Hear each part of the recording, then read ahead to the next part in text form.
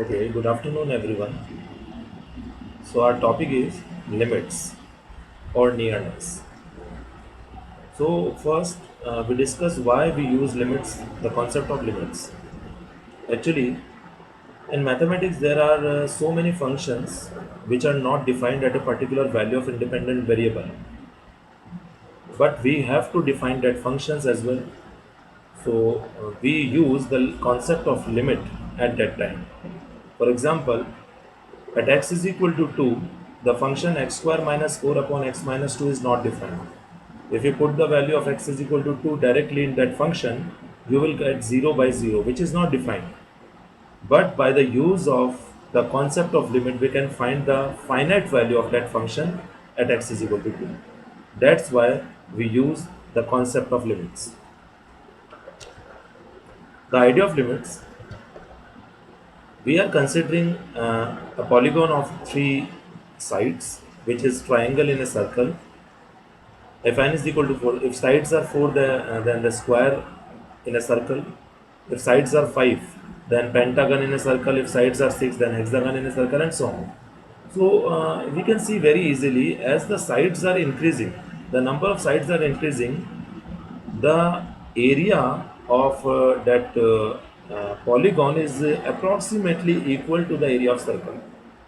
So we can see very easily, as the sides of polygon increasing, the area of this polygon is tending to the area of circle, or you can say the area of polygon is approximately equal to the area of circle. This is the concept of limit, right? So as n approaches to infinity, as n we are increasing, the limit area of polygon will be area of circle. And mathematically, limit extending to c fx is equal to value. Its second example of idea of limits, you can see, if we are tending to the value of 2, the value of x is tending to 2 from left hand side and right hand side.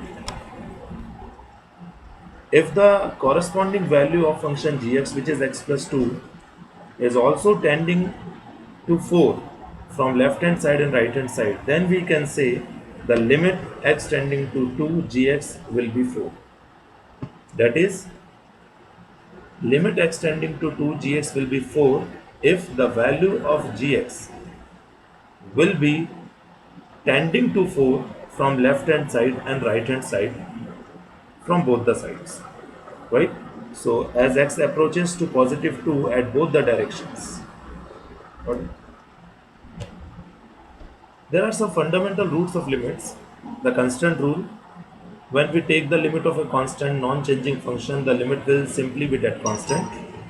The sum rule: if two sequences have limits that exist, then the limit of the sum of sequences is the sum of the limits of the sequences.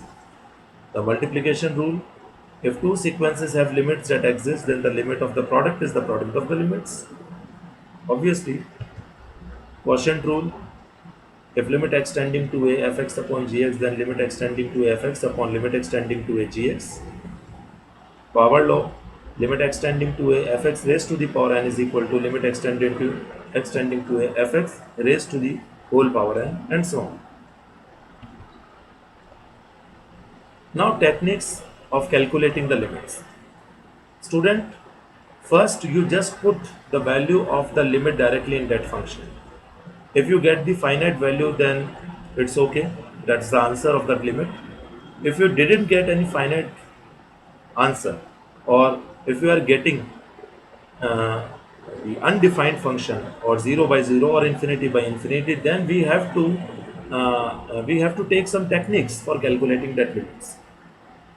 So first, in question, you just put directly. For example, x tending to ax square, you just put x is equal to a in that function. The answer will be a square, which is finite.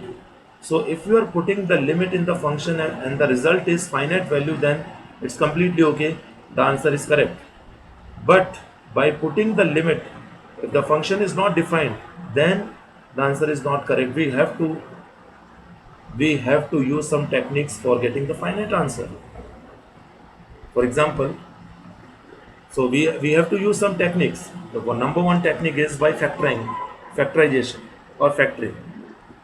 I am taking this example, limit extending to 1 x square minus 1 upon x minus 1. If we put x is equal to 1 directly, we will get 0 by 0, which is undefined. Now, we will use this technique, which is factoring. We just factorize this numerator x square minus 1, that is x minus 1 x plus 1, and x minus 1, the cancel x minus 1 x minus 1, limit extending to 1 x plus 1, just put the limit x is equal to 1 and get the finite answer 2.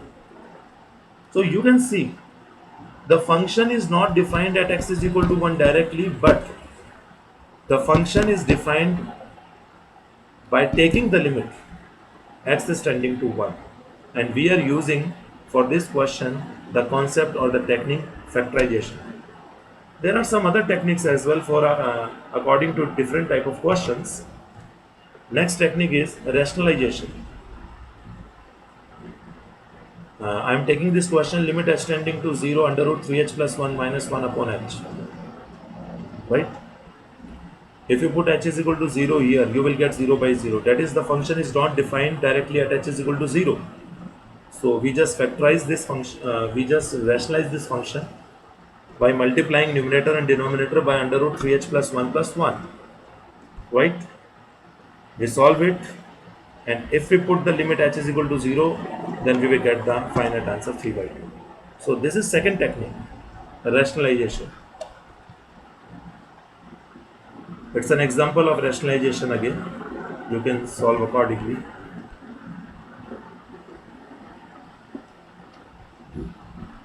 Next technique is limits at infinity. If you want to find out the limit at x is equal to infinity of any function, then first put that limit and that function. Every time you just put the value of that limit and that function first. If the function is defined, if the function has the finite value, then it's okay. If function is not defined, if function has undetermined value like 0 by 0 or infinity by infinity, then we have to use some technique. So similarly, for this question, limit extending to infinity 4x cube minus 2x square plus 1 upon 3x cube minus 5. If we put the limit x is equal to infinity in numerator and denominator, then we will get infinite by infinite, which is undefined or non-determined. So in that case, we just use the technique. What is the technique? You just take the common of highest power of x from numerator, which is x cube here, and denominator, which is x cube here. I repeat, take the highest power of x from numerator and denominator, and then put the value of x is infinity. You will definitely get the finite answer, which is 4 by 3 here.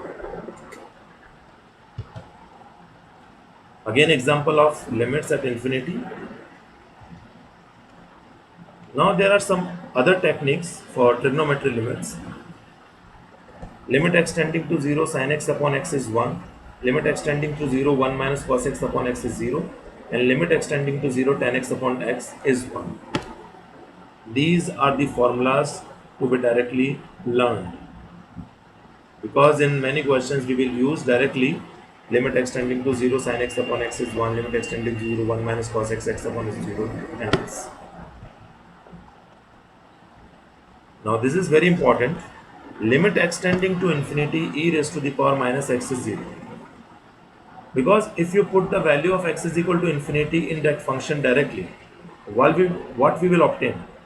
We obtain e raised to the power minus infinity. And e raised to the power minus infinity is basically 1 upon e raised to the power infinity. And 1 upon e raised to the power infinity is 1 upon infinity, that is 0. So limit extending to infinity e raised to the power minus x is always 0. Similarly, limit extending to infinity e raised to the power x is infinity. There are some questions we have to try. Number 1, limit extending to 2 minus x square plus 5x minus 2. If we put the limit directly at x is equal to 2, we are getting the finite answer, which is 4, so there is no need of any technique.